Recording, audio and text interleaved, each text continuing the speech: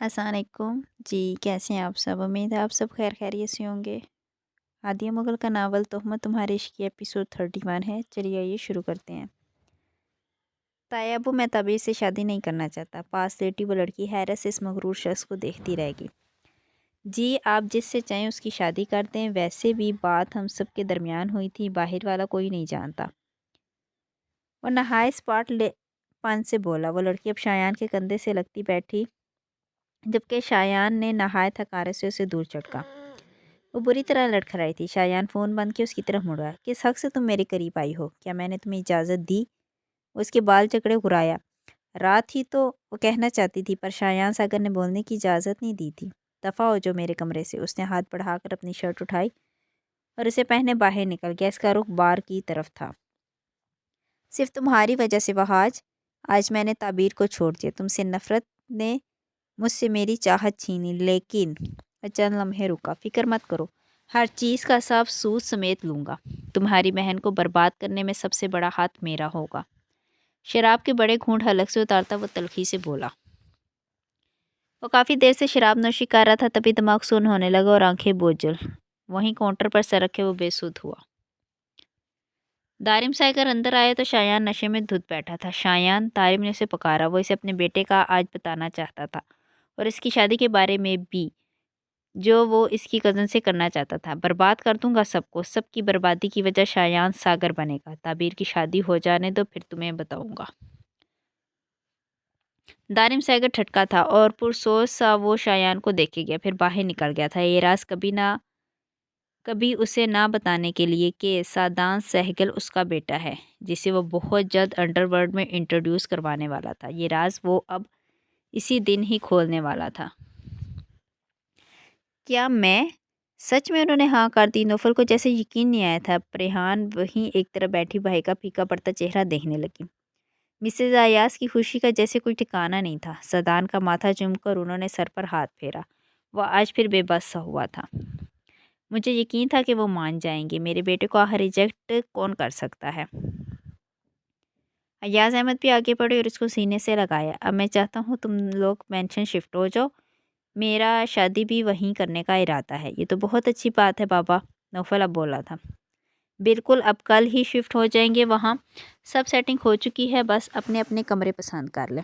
कुछ ही दिनों में मेंशन यजदान के नाम हो चुका था। सदान ने सरस से इनकार कर दिया था। याज अहमद ने बहुत कोशिश की थी, लेकिन फिर उसकी ज़िद के आगे वो हार गए थे। इसलिए मेंशन यजदान के नाम और इनका अपना घर रिहान के नाम हो चुका था। मैं अपना कमरा पसंद कर चुका हूँ। यजदान ने पहल की।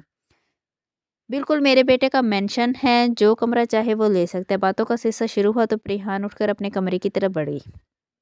यजदान ने भी माजरत के ऊपर अपने कमरे की तरफ बढ़ा।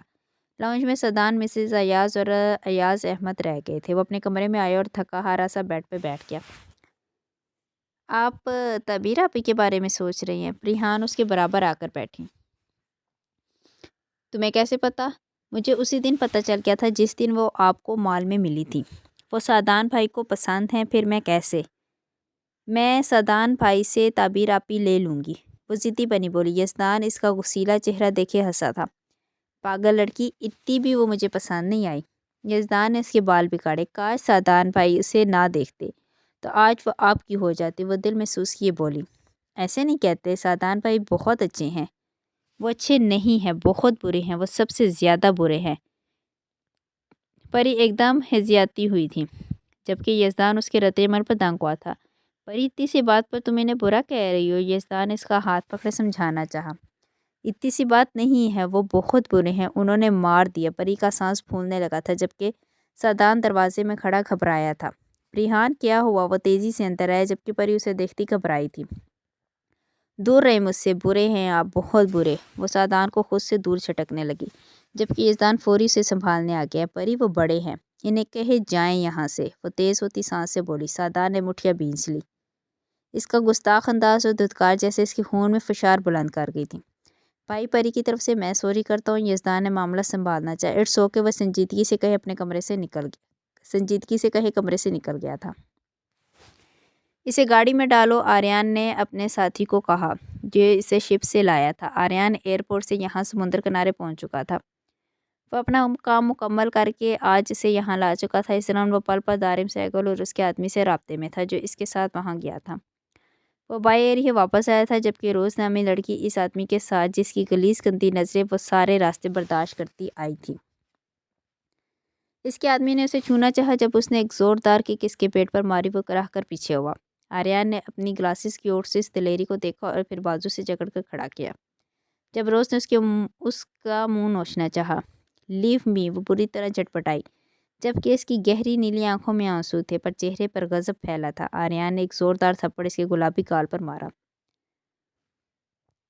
वो दोबारा ज़मीन पर गिरी थी और मुंह पर हाथ रखे इसने आर्यन को देखा, जो कहरालूद निगाह से उसे घूर रहा था।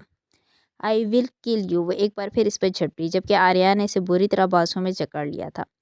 अपने थप्पड़ मारने पर उसे शदीद अफसोस हुआ था। इसके सफ़ेद गाल पर उंगलियों के निशान अपनी छाप छोड़ चुके थे। चुपचाप चलो वरना यहीं ख़त्म करके चला जाऊंगा। उसकी फैली गहरी शायद रंग आंखों में एक सर्द सी धमकी थी।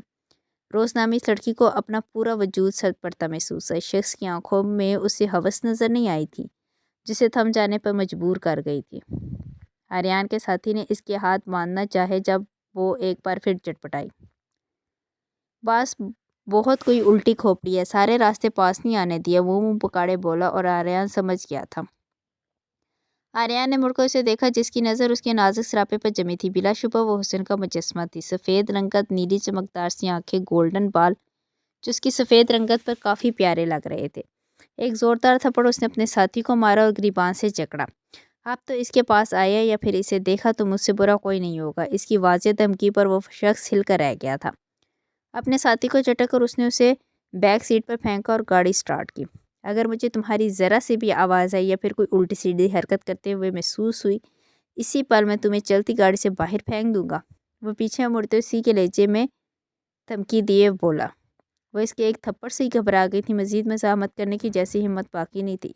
कुछ इसका अपने ही आदमी को मारना रोज़ को थोड़ी धारस दे गया था। गाड़ी की स्पीड पर आए वो इसे दारिम सागर के खुफिया अड्डे पर लाया। गाड़ी रोककर वो उतरे, पीछे आया। दारिम के आदमियों ने उसे संभालना चाहा, जब आर्यन ने इन्हें हाथ से वहीं रुकने का कहा।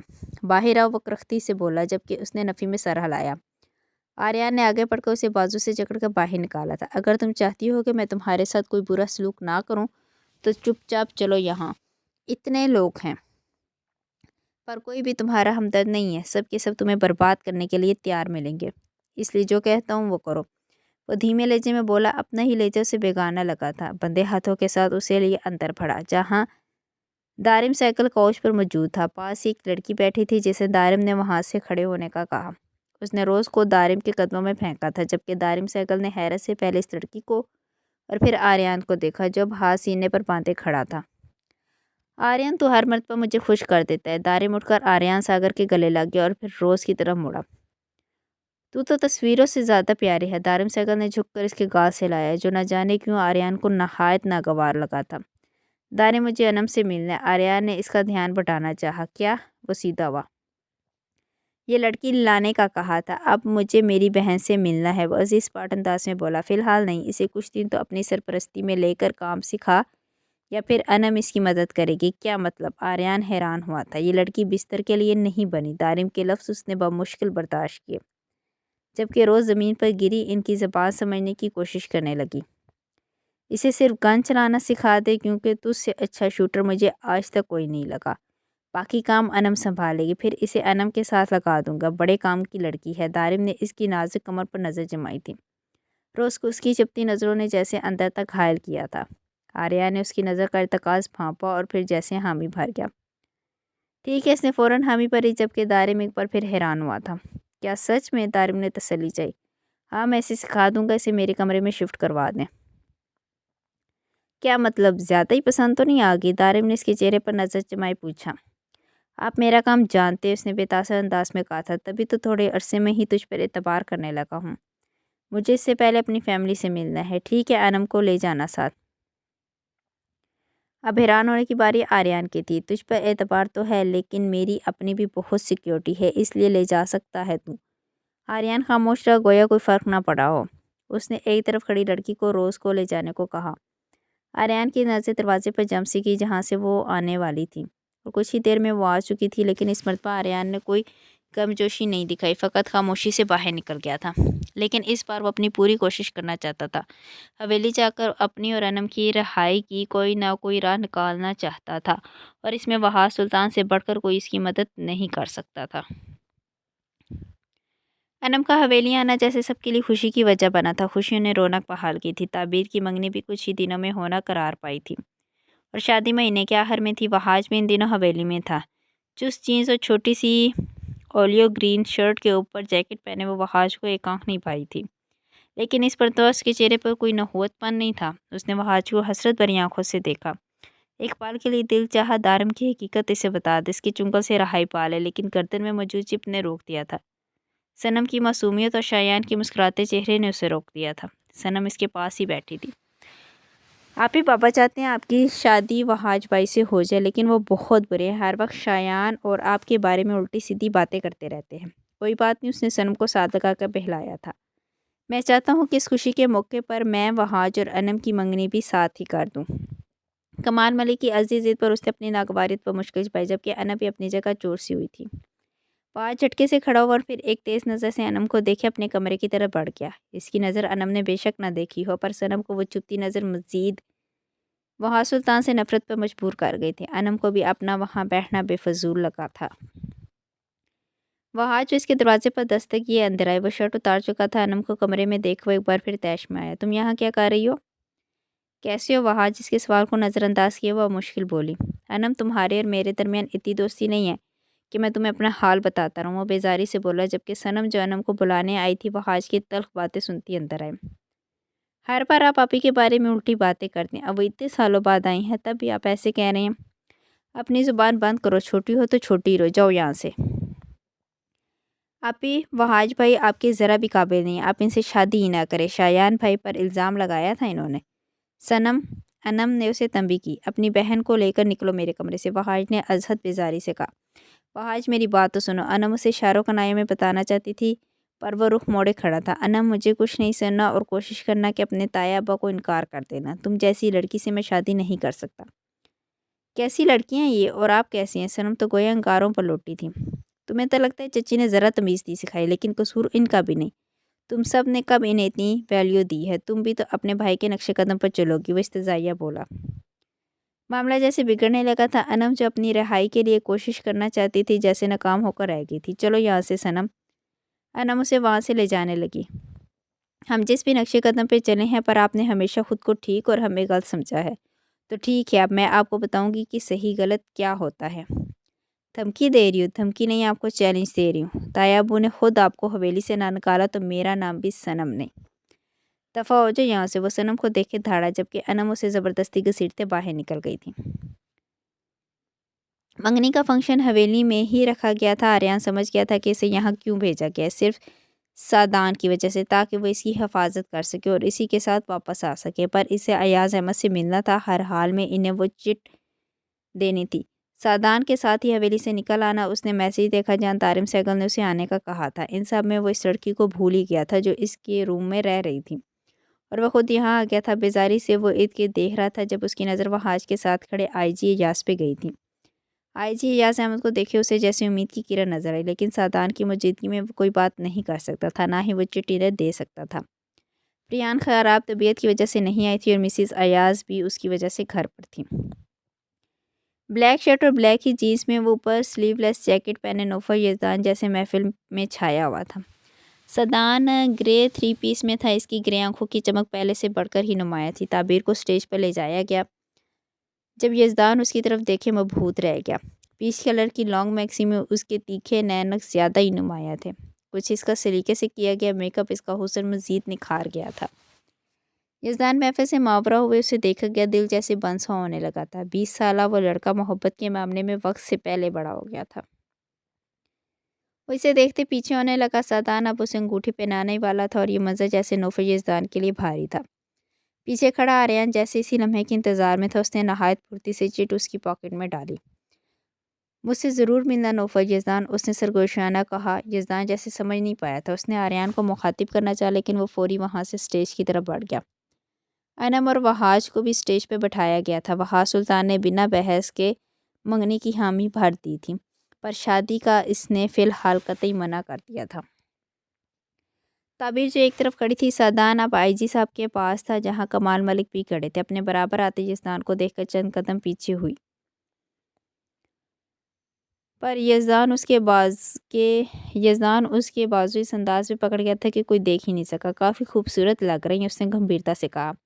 میرا بازو چھوڑے آپ، وہ چٹپٹائی تھی۔ کاش کہ یہ رنگ میں پہنا پاتا، کاش کہ یہ رنگ میں پہنا پاتا۔ اس کے لفظوں پر تعبیر کو جیسے سب سمجھ آ گیا تھا۔ نہایت گھٹیا شخص ہو تم، تمہیں میں ایک چھوٹا سا لڑکا سمجھتی رہی، اور وہ تمہارا بھائی ہے جس کی ہونے والی بیوی کے ساتھ تم یہ گھٹیا لفظ کہہ رہے ہو۔ بھائی نہیں ہے، صرف میرے بابا نے انہیں اپنے گھر میں رکھا تھا۔ ہاں، بھائی جیسا دوست ضرور کہہ سکتے ہیں، وہ جیسے ڈھیٹ پنا تھا۔ چھوڑو میرا بازو، تعبیر چھٹپٹائی تھی۔ محبت ہو گئی آپ سے، جانتا ہوں میرا یہ جذبہ آپ کو گھٹیا لگے گا، پر ہو گئی ہے تو ہو گئی ہے۔ لیکن وہ جو سامنے کھڑا ہے اس کی خوشی بھی عزیز ہے، اور وہ بہت ہی زیادہ عزیز ہے، تبھی اپنی محبت سب سے چھپا کر دفن کر دی ہے۔ لیکن آج مجھے لگتا ہے کہ محبت چھپی نہیں ہے، بلکہ مزید بڑھ کر میرے چہرے سے ظاہر ہونے لگی ہے۔ کوشش کرنا شادی تک ہماری ملاقات نہ ہو، لیکن پھر آپ کو میرا ہونے سے کوئی نہیں روک پائے گا۔ اس کے لفظوں نے تعبیر کو خوف سے سہما دیا تھا۔ قدم جیسے زمین پر جم کے رہ گئے تھے۔ وہ خود تو چلا گیا تھا، پر تعبیر کو بہت سے شبہات میں مبتلا کر گیا تھا۔ وہ آخری مرتبہ وہاں سے بات کرنا چاہتی تھی، اسے اشارہ دینا چاہتی تھی، پر وہ شاید بات کرنے کے موڈ میں نہیں تھا۔ لیکن آج اسے موقع مل ہی گیا۔ سب ناشتے کی وجہ سے نیچے ہال میں تھے، اور آج وہاں سے جانے والا تھا۔ جانا تو سبھی کو تھا۔ وہ اس کے کمرے کی طرف آئی تو واش روم سے پانی گرنے کی آواز آئی تھی۔ اس نے ایک طائرانہ نگاہ پورے کمرے میں ڈالی۔ بیڈ پر پڑے وحاج کے فون کو دیکھ کر اس کے دماغ میں ایک کوندا لپکا۔ وہ تیزی سے بیڈ کے قریب آئی اور اپنا نمبر اس میں سیو کرنے لگی۔ کپکپاتے ہاتھوں سے اس نے یہ سارا عمل کیا۔ جبکہ وحاج واش روم سے باہر نکلتا انم کو وہاں دیکھے حیران ہوا، جو آج بھی اونچی کیپری کے ساتھ بمشکل پیٹ کو ڈھانپے شرٹ پہنے ہوئے تھی۔ اس کا نازک سراپا یہ بے باک سا لباس کسی کا بھی ایمان ڈگمگانے کا باعث بن سکتا تھا۔ وحاج کو اس کا یوں اپنے موبائل پکڑنا نہایت طیش میں مبتلا کر گیا۔ وہ اس کے پیچھے جا کھڑا ہوا جب وہ مڑی تھی، اور اگلے ہی پل اس کی چیخ بے ساختہ تھی۔ تم میرے کمرے میں کیا کر رہی تھی؟ وحاج رختی سے گویا ہوا، جبکہ انم کا رنگ پھک ہوا۔ اس نے بے ساختہ اپنے دونوں ہاتھ جوڑے اور نفی میں سر ہلایا۔ وہ اسے کچھ بھی کہنے سے روکنا چاہتی تھی، جبکہ وحاج اس کے عمل پہ حیران ہوا تھا۔ کیا مسئلہ ہے؟ کیا کہنا چاہتی ہے؟ وسیع سرد انداز میں بولا۔ انم کے آنسو گالوں پہ بہنے لگے، جبکہ وحاج اس کی خاموشی اور پھر آنسو پر الجھ کے رہ گیا۔ انم، خدا کا واسطہ میں بہت پریشان ہوں، اور تم مجھے اور الجھا رہی ہو۔ میں تم سے شادی نہیں کرنا چاہتا، بلکہ میں کسی سے بھی شادی کرنا ہی نہیں چاہتا، پھر بھی تم سے منگنے کی، صرف اپنے بابا کی وجہ سے۔ اب تم یوں میرے کمرے میں آئی ہو، جانتی ہو اس وجہ سے کتنی بدنامی ہو سکتی ہے؟ وہ تلخی سے بولا، جبکہ انم کا رنگ فک ہونے لگا۔ انم آپی، انم جو وحاج کو کچھ کہنا چاہتی تھی، اس انم کی آواز پہ مڑی۔ تم کب تمیز سیکھو گی؟ اس لڑکی کا چہرہ وحاج کو ہمیشہ غصہ کرنے پر مجبور کر دیتا تھا۔ جب آپ سیکھ لیں گے۔ میری بہن آپ کے سامنے ہاتھ جوڑے کھڑی ہے، کیا آپ کو اس پر ذرا بھی رحم نہیں آتا؟ دفع ہو جائے یہاں سے صنم۔ یک لگ انم چیخی تھی، جبکہ صنم وہی رکی۔ اس کے چیخنے پہ حیران تو وحاج بھی ہوا تھا۔ آپی، آپ اس کی وجہ سے مجھ پہ غصہ کریے؟ جاؤ صنم، وہ ایک بار پھر چیخی تھی۔ یہ سب آپ کی وجہ سے ہو رہا ہے، آپ کی وجہ سے تعبیر آپی۔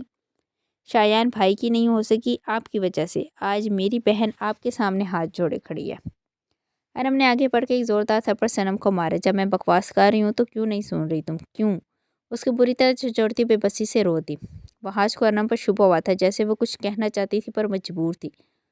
اس نے بھیگی گلابی سی آنکھوں سے وحاج کو دیکھا، جیسے آخری مرتبہ دیکھ رہی ہو۔ وحاج کو وہ آنکھیں اذیت سے اٹی لگی تھی۔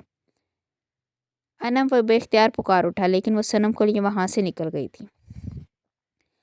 وہ ایک کوشش تو کر چکا تھا کہ نوفل یزدان وہ چٹ ضرور دیکھے گا، پر 2 دن گزر چکے تھے، نہ اس کی کوئی خبر آئی تھی نہ کال، اور وہ واپس آ گیا تھا جیسے وہ مایوس ہوا تھا، گویا یہاں سے کبھی رہائی نہیں ملے گی۔ اس کے ہاتھوں گناہ پر گناہ ہوتے چلے جائیں گے، اور انہیں گناہوں کے بوجھ تلے دب کر وہ مر جائے گا۔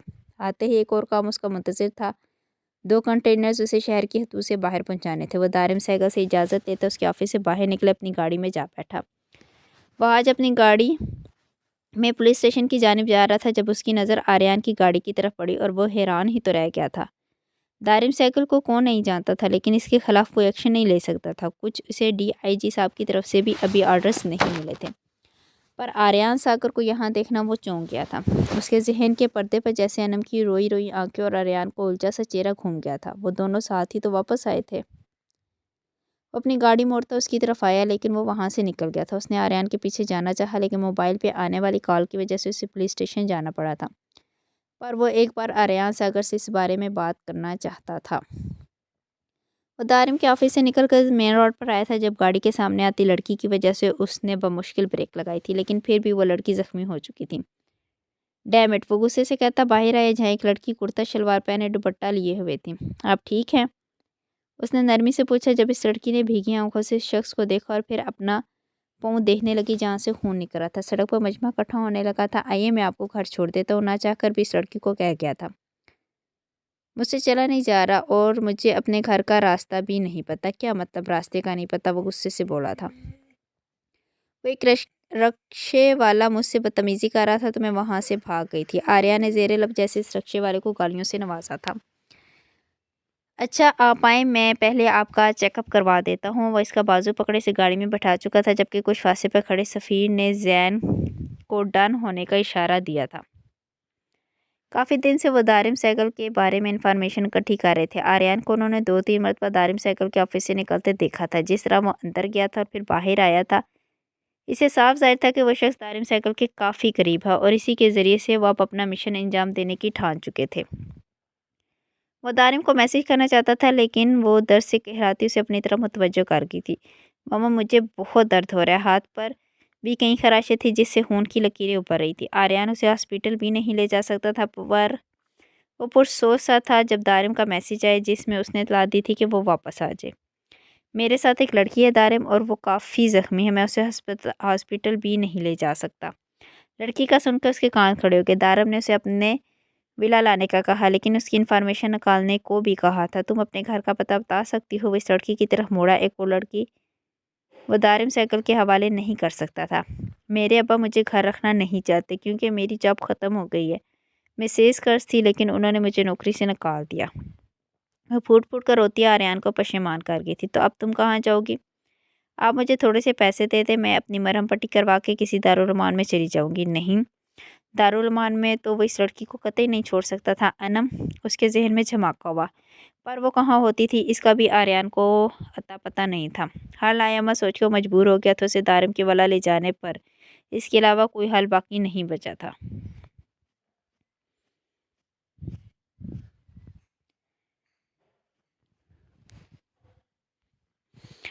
وہ باسط کے ساتھ یونیورسٹی سے نکلے تو سامنے دارم سیگل کی گاڑی کھڑی تھی۔ یقیناً آج دارم سیگل نے اسے ٹارگٹ کے بارے میں پوچھنا تھا۔ جس دن سے وہ آئی تھی دارم سے اس کی ملاقات نہیں ہوئی تھی اور نوحاج نے اسے کال کی تھی جس سے وہ مزید پریشان حال تھی۔